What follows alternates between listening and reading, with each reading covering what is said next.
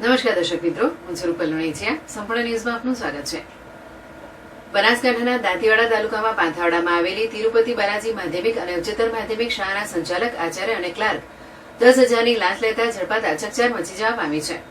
શાળા ગ્રાન્ટેડ હોવા છતાં ધોરણ 11 સાયન્સમાં એક વિદ્યાર્થીને એડમિશન આપવા બદલ વાલી પાસેથી 20,000 રૂપિયાની માંગણી કરવામાં આવી હતી. વાલી આપવા માંગતા ન હોય એસીબીમાં ફરિયાદ કરતા એસીબીએ છટકું ગોઠવી ત્રણેયને 10,000ની લાંચ લેતા ઝડપી પાડ્યા હતા. આ મામલે એસીબીએ વધુ તપાસ હાથ ધરી છે. બનાસકાંઠા જિલ્લાના દાંતીવાડા તાલુકાના પાંથાવાડા પાસે શ્રી તિરુપતિ બાલાજી માધ્યમિક અને ઉચ્ચતર માધ્યમિક શાળા આવેલી છે, જેમાં આ કામના ફરિયાદીના દીકરાને ધોરણ 11 સાયન્સમાં એડમિશન મેળવવું હતું. આ શાળા ગ્રાન્ટેડ હોય સરકારી ધારાધોરણ મુજબ નિયત કરેલી ફી ₹380 ચાલતી હોવા છતાં ફરિયાદી પાસે શાળાના આચાર્ય મનોજકુમાર કાંજીભાઈ પટેલ અને શાળાના સંચાલક અર્જુનભાઈ સોલંકીએ 20,000 રૂપિયાની લાંચની માંગણી કરી હતી, જેમાં 10,000 પ્રથમ સત્રમાં અને બાકીના 10,000 બીજા સત્રમાં આપવા જણાવાયું હતું.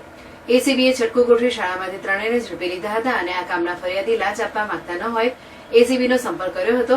એસીબીએ ગોઠવેલા છટકા દરમિયાન શાળાના આચાર્યએ હેતુલક્ષી વાતચીત કરી ક્લાર્કને રૂપિયા આપી દેવા જણાવ્યું હતું. ક્લાર્કને લાંચના નાણાં સ્વીકારતા જ એસીબીએ રંગે હાથ પકડી પાડ્યો હતો. એસીબીએ ત્રણેયને ડિટેઇન કરી વધુ તપાસ હાથ ધરી છે.